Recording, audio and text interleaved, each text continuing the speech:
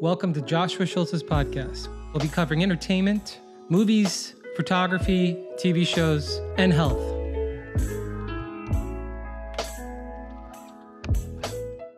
Hey, buddy, how's it going? Long time no see. My dude, how are you doing? Good, man. I'm just living up here in sunny, humid Florida. That's right. You're in Florida these days. Where in Florida? I'm in Clearwater. Cool. Voted best beach in America. Wow. Let's but I'll go. be in, I'm moving back to LA probably early next year, like January, February. Cool. Hell yeah, dude. Are you still in LA? Still in LA, although I was in downtown for like 8 years, which... What was that like? Yeah, it's odd. I mean, I'm from New York, so it's like diet New York, you know? It's like New York light.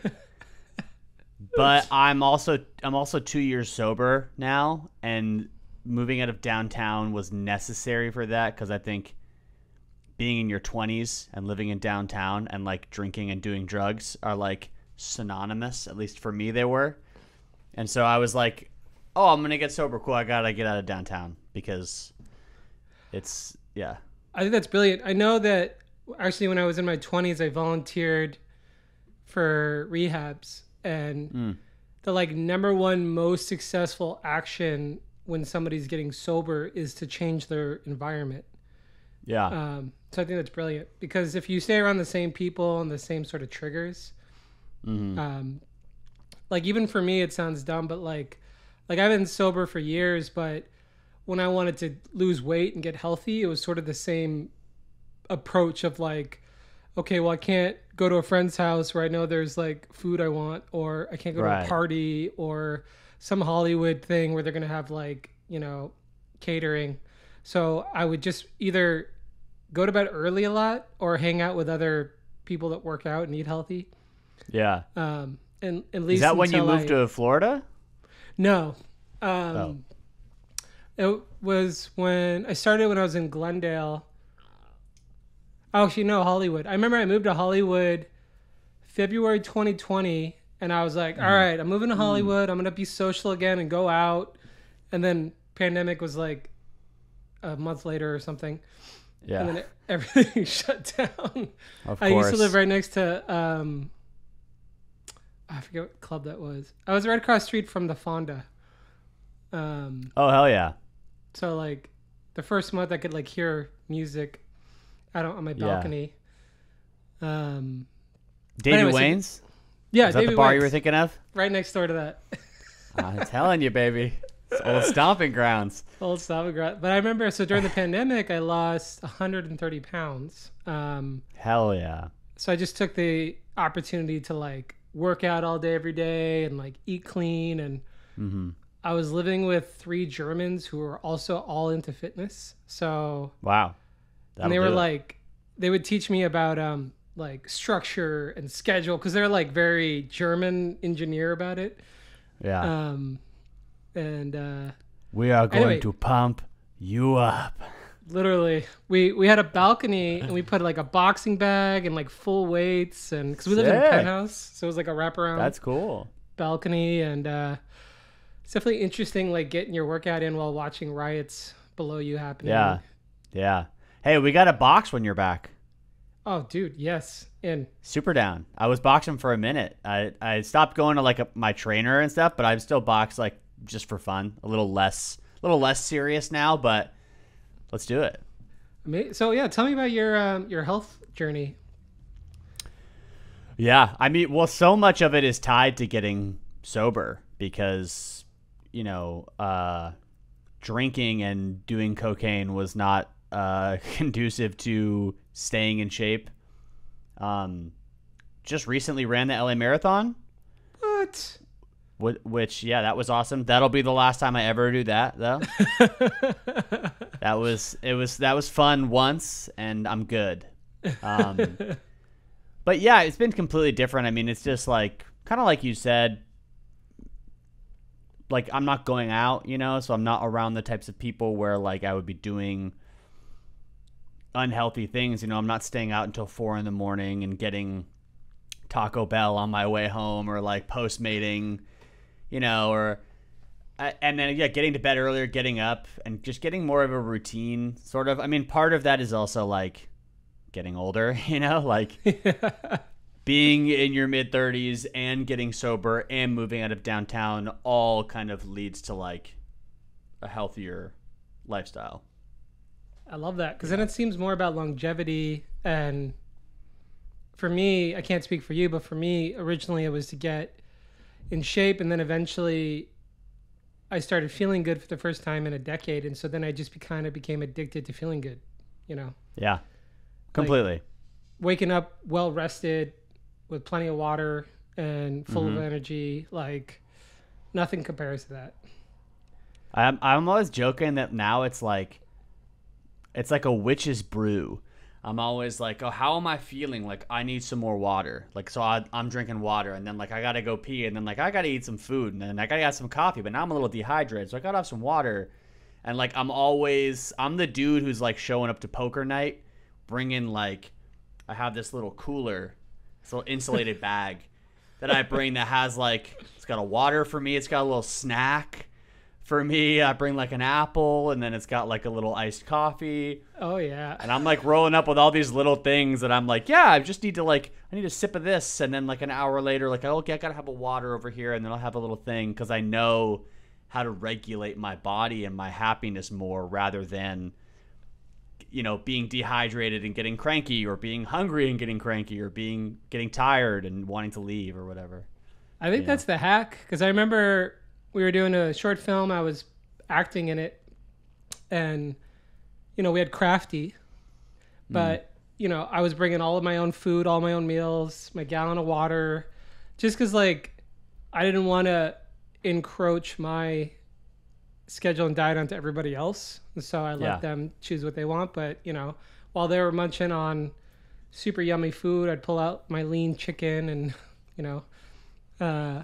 have my water. And but anyway, so for people that don't know who you are, can you say your name and who you are and a little bit about you?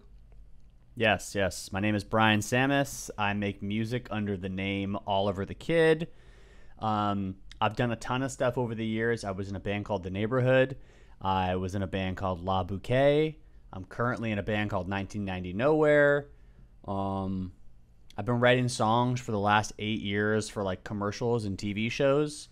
So if you watch, every now and then there'll be a Bud Light Lime commercial or some shit that has some jingly song in the background, and that's me. Or you'll watch I don't know, some random sitcom, and they walk into a bar and there's just some song on in the background, and that's me. But yeah, still doing Olivver The Kid. My solo project is sort of my main focus. And yeah, just doing music full time. Been in the game now for, professionally, 12 years. But went to college for creative writing, wanted to be a teacher and teach like maybe college English. And then pivoted, went to Loyola in New Orleans for music business. And was gonna be a entertainment lawyer for 2 seconds, and then took a couple business classes and was like, no, thank you, and been making music ever since. And yeah, mostly independent as well. Obviously, The Neighborhood stuff was major label, and I put out a couple things that are like tangentially related to like label stuff, but for the most part, 12 years independent music. Yeah. It's amazing. I feel like, now more than ever, it can be great to be an independent artist, because, as long as you're willing to be the CEO of your own massive organization, you can go a lot farther and have a lot more returns, because, I've dealt with some labels that are really great, and then I've dealt with some labels that are like worse than the mafia, like, and how they screw you over. And it's mind-blowing how criminal they can be and get away with it. There was a documentary, I think Jared Leto did it, about like going on tour for like 360 days or something, and then coming back from tour and somehow owing like $1 billion to his label. Wild. Like, that's insanity to me. So I'm sure even the two classes or a few classes you did in music, law might help Yeah. you a little bit.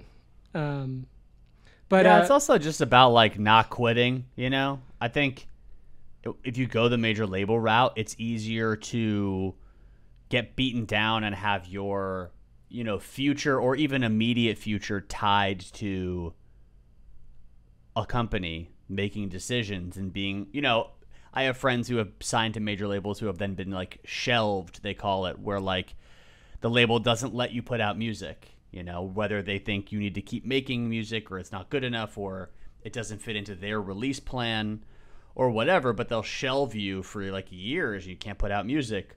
Or I've had friends that, have done these deals and then don't make any money for years and years, these 360 deals. And that can sort of like crush your will to live and like continue doing music, and it can like make you want to quit, Yeah. like I know being in your 30s, it's funny, all the homies I know who are still making music in our 30s and beyond, the main thing we have in common is just we didn't quit. Yeah. And it was like, that's whether or not we're all even on the same level of skill or level of how long we've been doing it or whatever, the main thing we have in common is like, yeah, when you get to a certain age, like most people have gone on to do something else. And so now the people I know my age and older that do it, it's like you could fit us in a room. That makes sense. I feel like that's right there. The secret of success is, not quitting. It's just, you just keep going and going. Because even the people I see that blow up, you crash. Because like there's one secret, which is to take off. And then the next secret is like how to stay up there. And so what I see is a lot of people kind of go up and down, up and down, up and down. And I remember a label story. There was this kid I was working with who was an amazing, like, kind of country folk singer. And he got signed to a big label. And I think the label had hired some young kids who had never really worked, but were really good at convincing people they knew what they were doing. And so they decided that this kid, instead of doing country and folk, should be a rapper.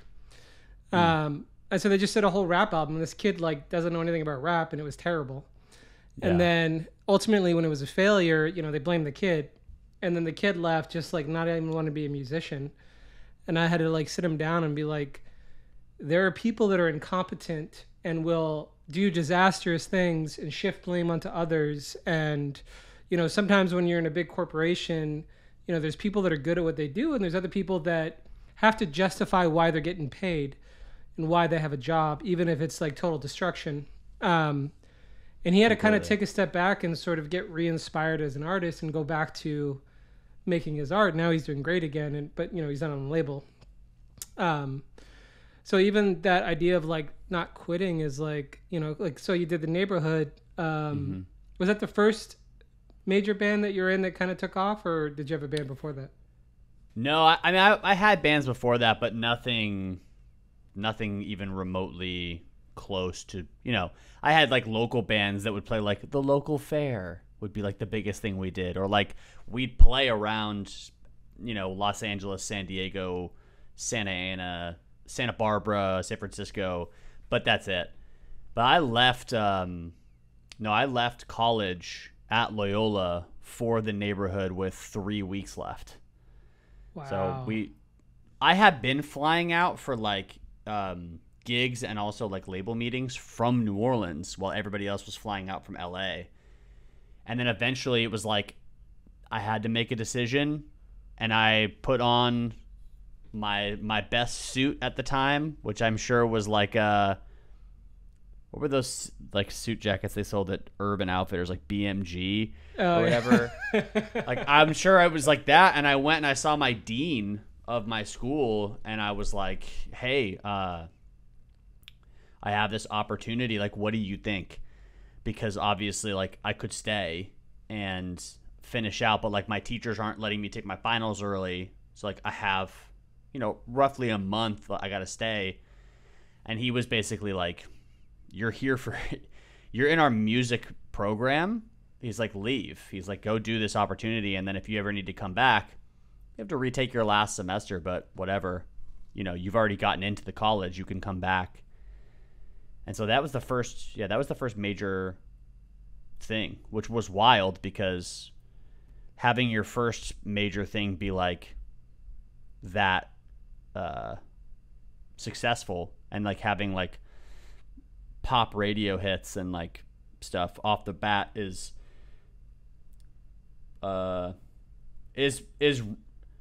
wrong. It was awesome, but it was like wrong. It was like just the way that we were doing things. I'm sure how we sounded, our attitudes about the whole thing. Just like looking back on it, being like, I would do so much different now that we didn't know at the time. Yeah, like, I mean, but I guess that's part of.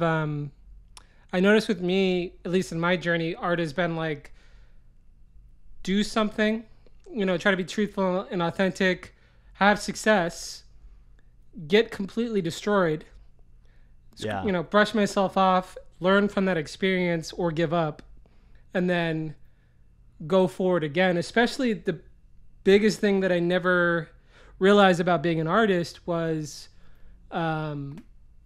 you think being an artist is working hard and developing your artist, being good at art, but it's really like having to deal with humans and their personalities and their traumas and their triggers and their insecurities and their lies and their hustling and their using and their like everything about the human spectrum, and navigating that to be able to be an artist. And I've probably been 99% of all of my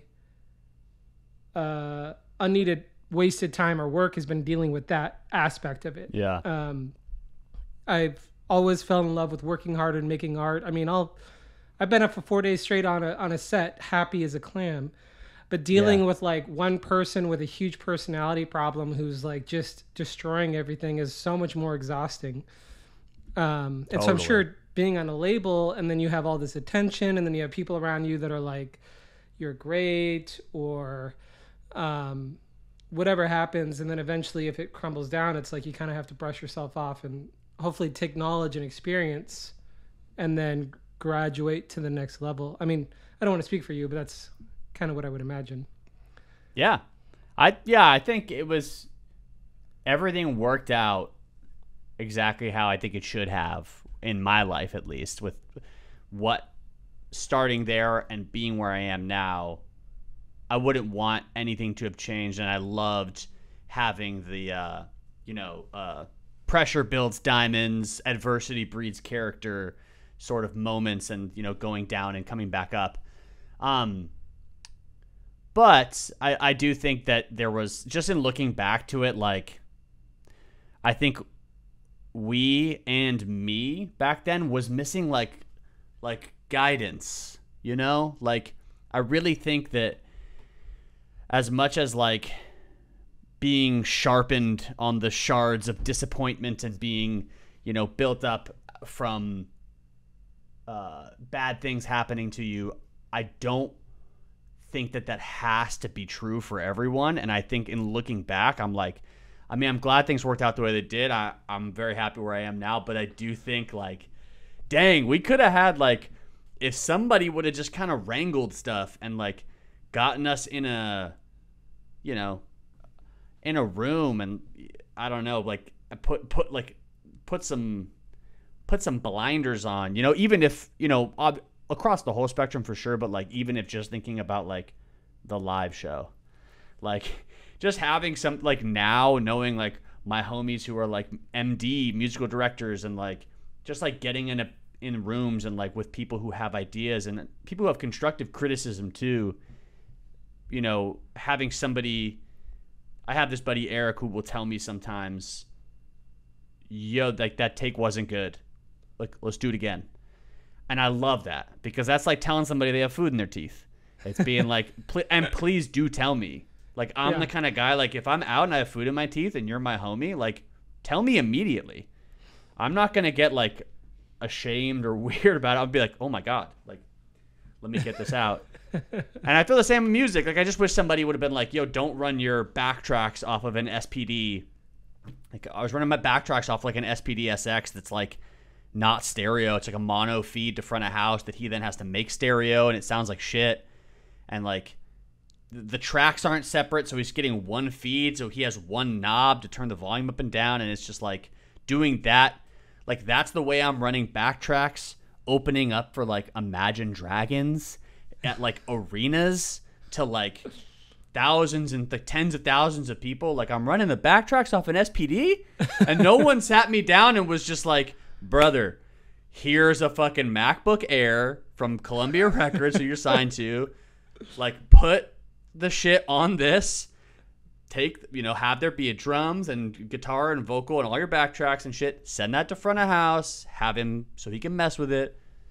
I don't know. Just like that sort of stuff. Like, I think everything happened as it should for sure. But if I was in a mentor space for a band like we were back then, where like the youngest kid's 17, the oldest kid's 21, I would be like, do your thing. People love your sauce. Like, the sauce you guys are bringing to it, amazing. But let me just give you some pointers. Let me just give you some tips and tricks, and let's take that raw energy and harness it in a way that's a little more like impactful and can have your longevity and cultural impact be even greater than it was, I think that's brilliant. I feel like if anyone at labels are listening, if you were to assign a mentor to any new young band, even just help them technically, how great would that be? Yeah. Just some guidance of like, because I had that starting out. I mean, when I first got into film photography, I spent a few months with a film photographer, and he was just like, yo, this film and this is why, and this film and this camera and this. And he wasn't telling me how to be an artist. He was just giving me technical knowledge of my tools so that I can be a better artist and decide what I wanted to create. Yeah. So from when to when were you doing the neighborhood? Well, we used to jam back in the day, me, Jesse, and Jeremy, like 2010 maybe. I can't really. It's like we were gonna do a whole different thing. It was gonna be like a 3-piece with the guitars coming out of a bass amp. And then I left for college. They sort of started this new thing and were like, "Hey, we want you to be a part of it because you were kind of a part of this early stuff when we were jamming. Like, do you want to be a part of it?" So like 2011 to 2014, I believe, like early 2014 was when I left. Oh, amazing. But like, it's crazy thinking about it because like it seemed like 10 years with how much touring we were doing and how much happened in such a short amount of time. And having the knowledge now of like how little can happen over such a long time, that like, and not even in a bad way, like I like that now, being like, yo, I like days where I have off. Like, I love having in my schedule, I'm like, I have a week on at the studio, and then like I'll have like 5 days off, and then like I have a week on, and blah blah. And looking back at that and being like, damn, for a couple years it was like nonstop. When you get home, you have like a day, and then it's like you're back out. But yeah, it was like 2011 to early 2014. That's so interesting because sometimes it blows my mind how people's lives can be intertwined. That was around the time my photography career took off, and I photographed Imagine Dragons for Rolling Stone, I think 2011. And I went and saw a couple shows. They're amazing live, but they're also like that very arena. So then the neighborhood, after 2014, did the neighborhood end, or are they still doing their thing, or? They're still doing their thing. Me and the singer had major differences. Still do. We're very different people, and I think that's also just a nature of like growing up. And once again, I also think not having like a mentor in the room, somebody older to sort of be like, this is how bands are. You need somebody to sort of like mediate. You know, I'm big nowadays when I'm working with other artists or people on like sowing the seeds of like hope and like promise, and like planting seeds of like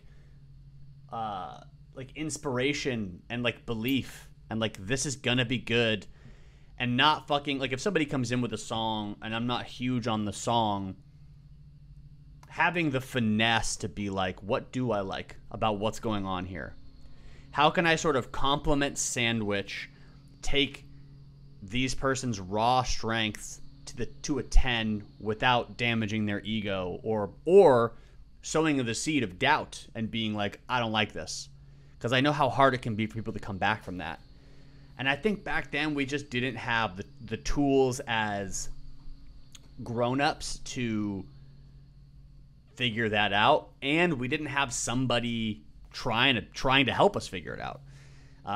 So we butted heads, and tumultuous time ended up with me no longer in the band.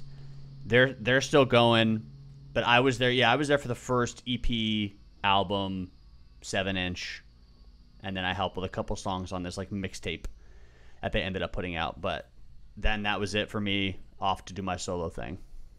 Interesting. Also, just to me, it sounds like part of that journey of growing up too. Like, I remember too when I started as an artist, sometimes if someone questioned something of mine, I could get a little sensitive, but it was really because of my own insecurities. And then as time went on and I became much more confident, I have my similar people that I welcome criticism, because you'll send out a video edit and like your friends are like, it's genius and amazing, and then I'll send it to my buddy Tyler and he's like, this is shit, but this is why. At 32 seconds, this edit, blah, blah, blah. And it's with the intention of pushing each other to a higher quality. And okay, so then after the neighborhood, what did you do after that? Yeah, so from then until now, I've been doing my solo project, which is called Olivver The Kid, which is I've done like over 100 songs at this point. Like songs for me, songs where I've featured on like, you know, G-Eazy songs and Skizzy Mars and my buddy Jez Dior. I've done a lot with electronic dance music recently with Said the Sky and with Dabin. I was just on Said the Sky's last tour. Been doing solo music completely independently the entire time. And then I was in a band called La Bouquet for a while that was really promising. We put out 2 great records, had a lot of lineup changes, and had a lot of like label stuff happen, like we were talking about earlier. Like we signed 2 separate label deals with smaller labels that once the deals were done, before the album came out, the label got bought and like absorbed into a larger label, and we got dropped. So the good news of that, from a non-art perspective, is like we got an advance and we got to keep it, and we didn't owe them anything because they dropped us. Oh wow! The bad news is the album was done in 2016, and it never came out until 2019. And by the time it came out, I was the only guy left in the band, and like everybody had quit because it was like, brother, like this isn't working, like it's not happening, and like rightfully so, it wasn't happening because for years, yeah, any momentum we had was constantly stopped by us not being able to put out music or do tours or whatever. But we put out 2 records. We had a whole lineup changes. It was a lot of fun. I love that band. Some of my favorite music. I saw you La Bouquet live. It was an incredible show. Thanks, man. And then I'm in a band called 1990 Nowhere, which we just opened up for Angels and Airwaves on tour, which is me, my buddy Chris, who goes by Lost Boy Crow.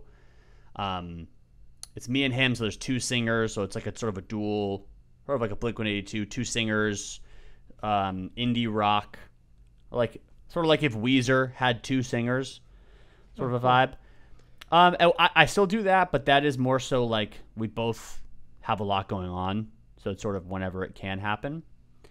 And then since then, the only other thing really is the commercial tunes, the commercials and TV music library sort of work. That's amazing. Well, what can you tell us about Olivver the Kid? What's happening with that? Yeah, so I've put out a ton of music. I took a break in 2016 when I thought the Bouquet album was coming out, and then it didn't, and I resumed like the fall, like in 2 years later. Did I meet you in 2016? Or no, I think I met you in 2019. Yeah, I think so. That was, but I'm still doing it. I put out an EP last year when I was on tour. I was on tour with Said the Sky and Midnight Kids. And that was a lot of fun playing with like, that EP was very electronic, and I was like opening an EDM show.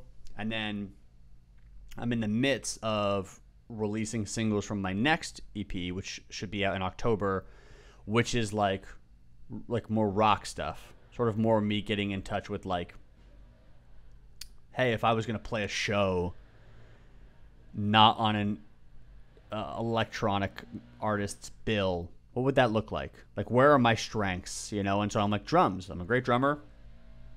I'll play drums on the whole thing. That's fun. And then that sort of led to like, it's very rock forward. I've also fallen back in love. I think a lot of the world has too, but I've fallen back in love over the last, 4 years with like rock and roll, you know, like for lack of a better word, just like falling back in love with like, me and a couple friends recently have been renting a jam space out and just jamming. Like we go in and it's like, we're not going to like write music to put out or like impress any or do anything. We're showing up and going like, let's get in a room and just see what happens.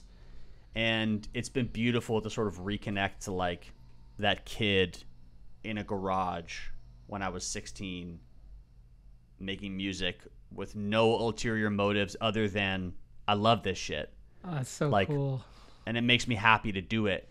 And so now like reconnecting with that rock music, like falling back in love with seeing live music and seeing like live rock music, and I don't know. So that's what I'm doing right now. Midst of putting out some rock and roll singles. I love that, especially because my bias is I'm a huge fan of rock, like massive, and I was a little bit sad when it wasn't, you know, in the top charts, and there wasn't, in my opinion, a lot of great rock coming out. But it also forced me to fall back in love with the 90s, you know.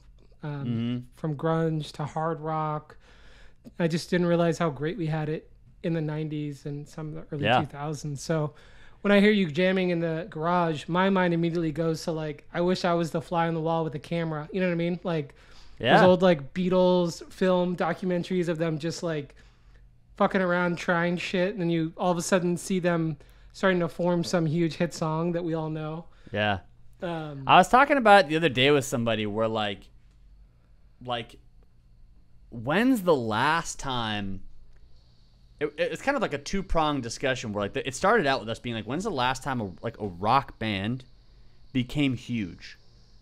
And it's like, you like, if you look at even like the big like actual rock bands that are out, like 1975, but that's 10 years ago, you know, and they're still big, obviously. They're still on top of the world, but it's like, who else is huge? The Killers, but they've been big since 2005. Like, it feels like post 2016 or 17, there hasn't been. I guess it would just band. Be Greta, right? Yeah, Greta Van Fleet. That's crazy story. I got asked to direct a music video for them, and the guy that asked me to direct a music video, a week later, died in a car crash. Oh shit! Yeah, like literally, like. I was talking about it, and I'm a big fan of old film. I was like, we got to shoot these music videos on film and blah, blah, blah. And then a week later, I go to message him, and like, it was like New Year's Eve, and he went out partying and then got in a crash and died. And so every time I hear them, I always think about that. Jesus, that's crazy. Well, it was interesting. Yeah, but even them, I mean, that was when, because they came on the scene in 15, 16. Oh, maybe. I Like, think they've I been found around. out about them in 19.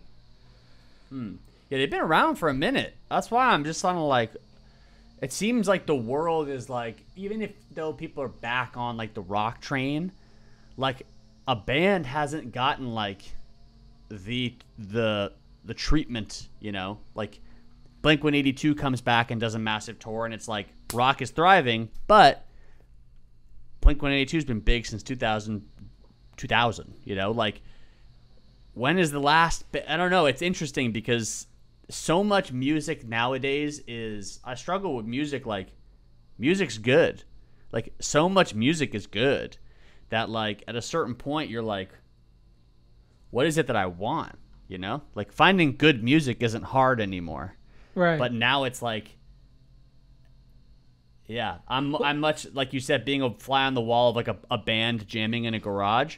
That sounds fun. That sounds fun to me. Like I want to go see like a college talent show with a bunch of bands, like college bands, like kids in college figuring it out and like jamming. And like I bet you I'd have a blast. I bet you I'd be like, dude, these guys rip. They don't even know they rip. But like this shit is bonkers because it's not signed, it's not being told whatever. It's like people figuring, you're watching pure like love of it. Yeah, you know, it's sort of that innocence of art before all of these ideas kind of get put on it. I mean, this is also just a bias of mine, but one thing I miss too about rock is a lot of rock that I hear in the last 10 years doesn't feel as angsty, you know? And I really love, like, I guess that hard 90s rock because there's a little bit of like a gritty, hard guitar. Also, this is weird, but the other day I was thinking, like, I miss guitar solos. Like, I hate that a lot of these songs are structured, and I want a song that's not structured. Like, obviously structured and mathematically whatever, but, like, just to have some dude, like, fucking do some crazy guitar for, like, 3 minutes. Like, yeah, something where the energy of the song is more important than, like, okay, this amount for chorus. And so hopefully... Well, that's why writing sessions are even if the writing session is to write a rock song, you're already one step forward, 5 steps back in terms of making it rock, because those writing sessions, like you go in and they're like, cool, the song's got to be 2:30 to 3 minutes, and it's going to go like maybe an intro or a broken down chorus, but most likely probably just verse 1, pre-chorus, chorus, verse 2, pre-chorus, chorus, bridge, maybe a broken down chorus, outro, and we're done with the song. 2:30 to 3 minutes. And it's like, that's not rock, brother. Like, give me like, let's get in a room and have the whole intro be like, I don't know, some crazy jam, or like let's have the bridge be a guitar solo, or I don't know. It's interesting. That's what I've been really driven to, like punk and hardcore more than I pretty much since I was like 10 years ago. You know, I've always loved punk music. I've always loved hardcore music, but like I've been getting even more into it, and like the resurgence of bands in the past 2-3 years, because it's so hard to find like raw shit.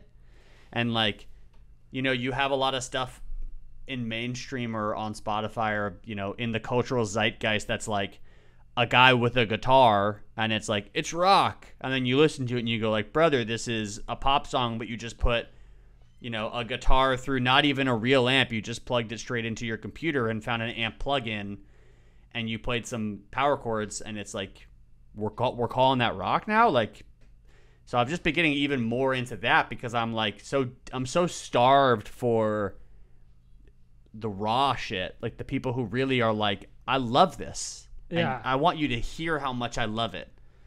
And through the emotion, you know? I mean, it's not to get too much about the world, but like there's so much shit happening in the world that I want a song where someone's just like pissed off, you know, like and you could feel the emotion of just all of this bullshit. And you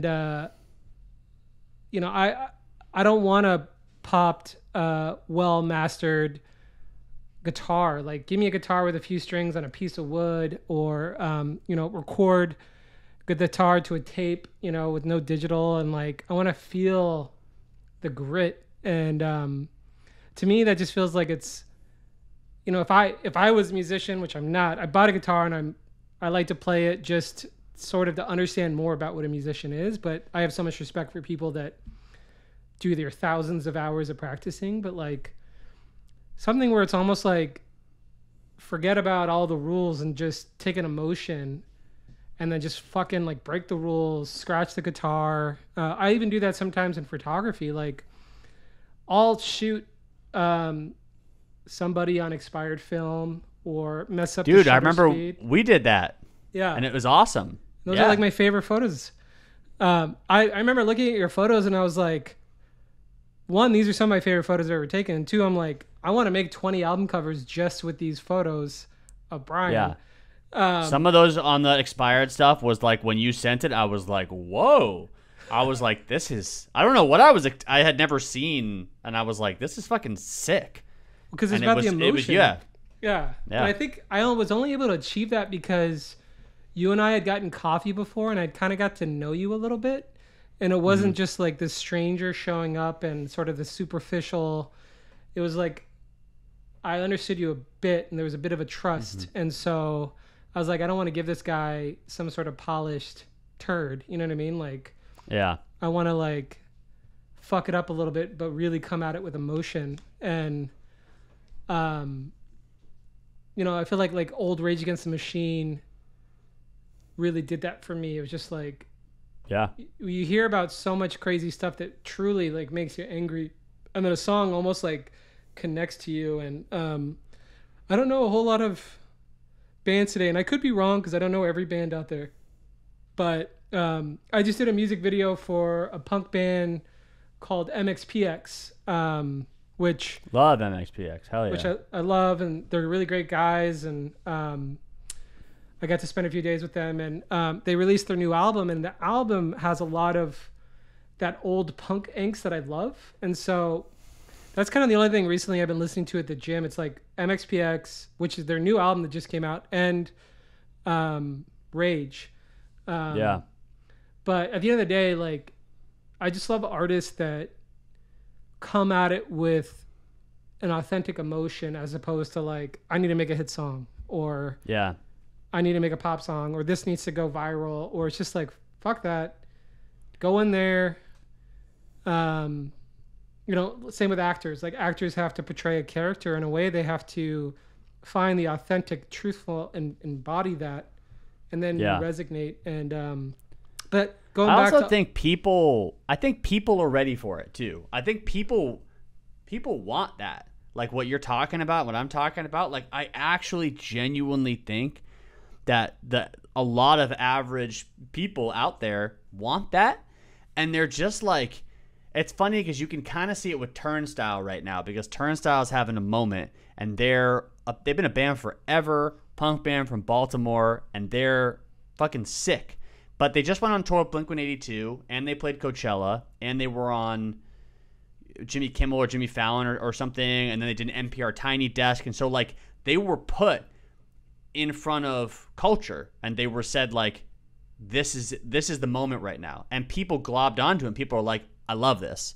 And when I see that, it makes me so happy, and it makes me go like, if you like this, there's a whole well of this stuff, like obviously they are unique in that what they do is amazing, and they're some of the best to do it. But like, if you're into that vibe, like there's a whole world for you to explore.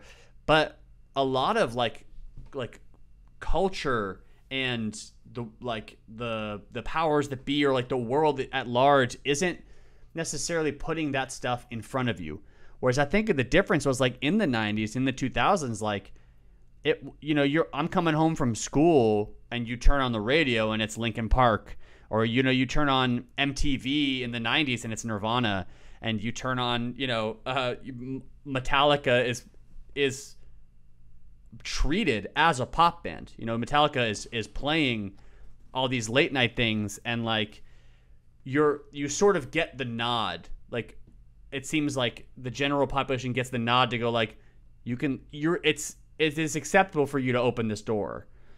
And it kind of feels like that's been happening with like Turnstile. And so when I see that they're doing well, part of me wants to go like, this is the moment.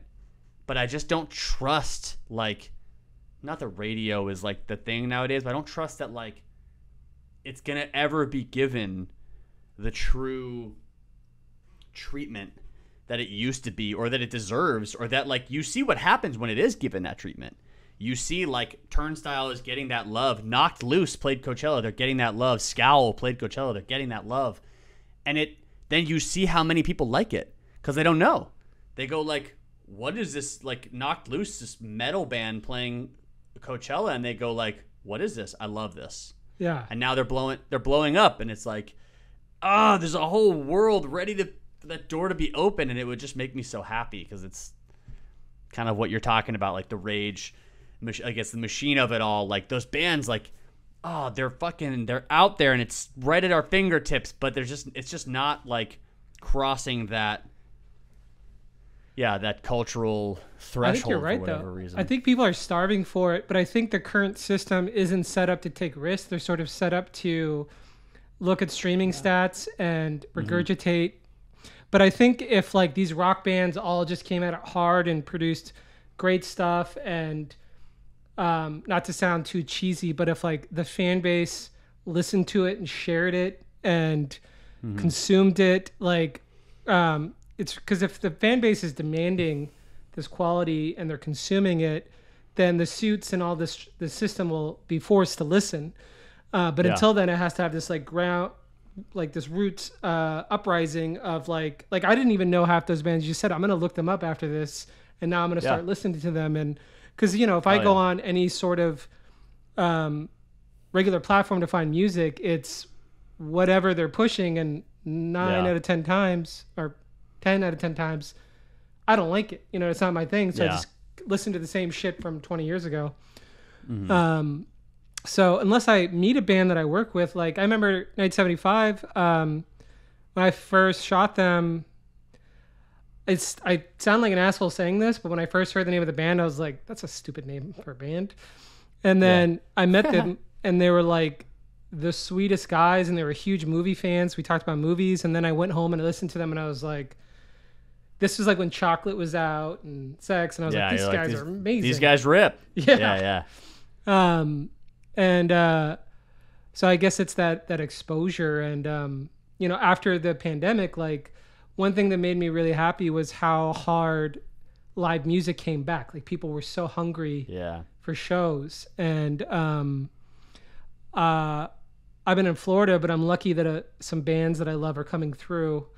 And I'm going to get to go and like photograph the bands and see the shows again. And, but I think you're right. I think at least you and I are hungry for it. And I imagine there's more people out there.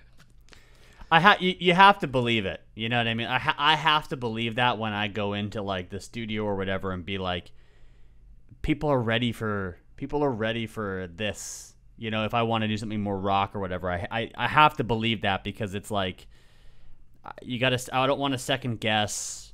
I don't want to plant that seed of doubt that I was talking about earlier. I want to follow that intuition and follow that gut feeling, and like, and when I go to Sound and Fury Fest and see how crazy the crowd is going and how many people are talking about the fest, and you go see Sound and Fury Fest and Trapped Under Ice is headlining and fucking Travis Barker is side stage watching.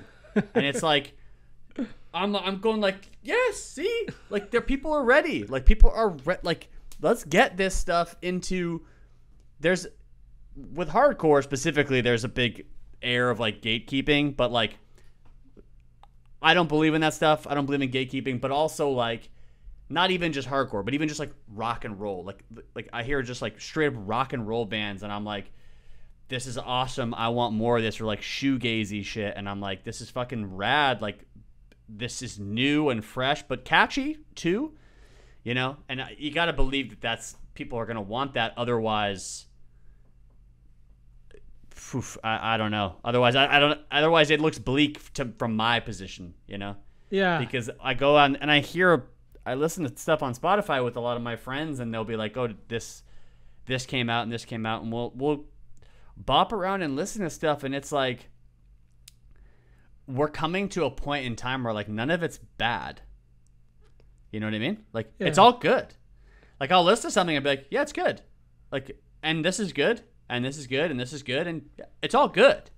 But it's like, how many songs are released on Spotify every day? Like, and then most people's attention spans that are like casual listeners, their attention spans for songs nowadays are like 24 to 48 hours, maybe a week tops. Yeah. Like you look at like Kendrick Lamar and the Big Steppers, like that was like a great, or Mr. Morale and the Big Steppers, great album, love that record. But like really in the cultural zeitgeist of things, like people were only talking about that for like a couple weeks. Yeah. You know, obviously in more hip hop communities they were talking about it longer, but like just in the general, like, am I seeing somebody tweet about it? Am I seeing somebody Instagram about it? It's only lasting, even for somebody that large, even for like a massive artist. The longevity of how long people are talking about it is only like a week or a couple weeks. And so for somebody like me, or like, you know, rock bands, it's like, brother, you put out a song, you've got 24 to 48 hours of people listening to it before they've moved on. Yeah. Because that's just like the way people are doing it now. And it's like, if that's the future, if that continues to be the trend, and that is just the new normal, I don't. It's depressing. I think. Yeah. Yeah. Well, I gotta believe that it'll evolve into something else. Which makes you think every once in a while when something blows up, what I've decided, and I could be wrong, I'm sure there's a lot of other factors, but for me, it's like there's a certain level of unique, authentic truthfulness to it that resonates and then it stays. And not in any genre, like, you know, like an Adele or, you know, Billie Eilish or same in movies. You know, there's so many movies that come out that are formulaic, and the story shit, the acting shit, there's too many CGI shots, there's no emotional connection, that, you know, Netflix will release $100 million movie and everyone will forget about it, you know, the next day.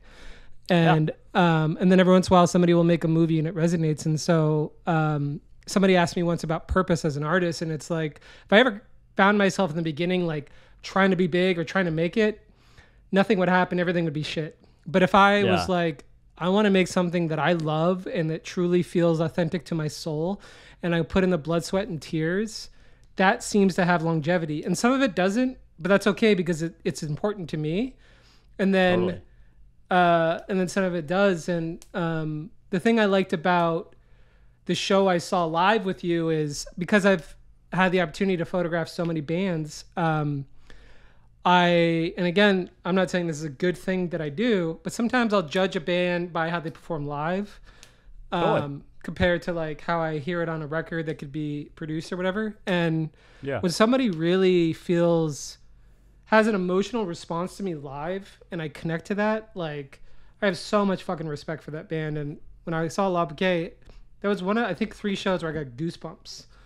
And what was interesting is then I checked out Olivver the Kid, and I was like, oh, it's Bryan.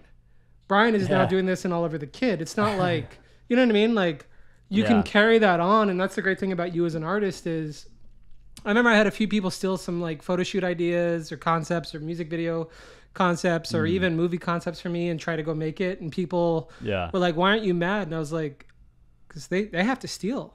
I'm an artist. I can just go make more art. And I think that's why you have this longevity. And it makes me extremely excited for, you know, what's next for you.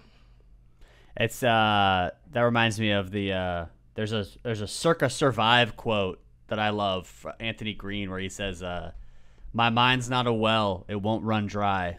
Just keep drinking water and you'll be all right. And I always think about that whenever like an idea gets taken or like whatever. I always have to remind myself like, oh brother, like I'm an endless, all of us are endless sources of creativity and inspiration, and it's all within us. That magic is still there, and like, so that's what that made me think of. I love that. Well, so for the people out there, what's the best place, site, or social media they can go to visit you and kind of keep up with your journey and your music? Yeah, Oliver the Kid, at Oliver the Kid. Oliver has 2 V's in it. And then if you want to check out 1990 Nowhere, that stuff is very fun and awesome. Yeah, all 1990 Nowhere on streaming. La Bouquet, if you want to check out some great tunes. We're not a band anymore, but I still love those songs. And then Oliver the Kid, everywhere else, and just get in. I have on my bio, like kind of what you said about being passionate and stuff on Spotify. Is the only thing it says about me is like I want to spark discussion. I want to. That is what I want my music to do, and that honestly, in either way, like I want people to feel something, even if what they feel is not positive. So I'm always looking to just sort of make art that wants to spark discussion rather than be just glossed over as like, it's like when somebody gets their album reviewed by Pitchfork and they're like, I'd rather it be a 10 or a 1 than a 6. Like, hit me with the 10, honestly. Yeah, or hit me with the fucking 1. But if you don't hit me with the 6. Like, no. But yeah, that's where you can find me, all over the Kid. That's amazing. Well, I think this is a beautiful place to end, and I'm honored that you came on my podcast, and hopefully we'll get to do some more in the future. Hell yeah, I'll brother. Put a link for everything, and again, Bryan, thank you so much for coming to the podcast. Of course, dude. Hit me when you're back in LA. Let's hang.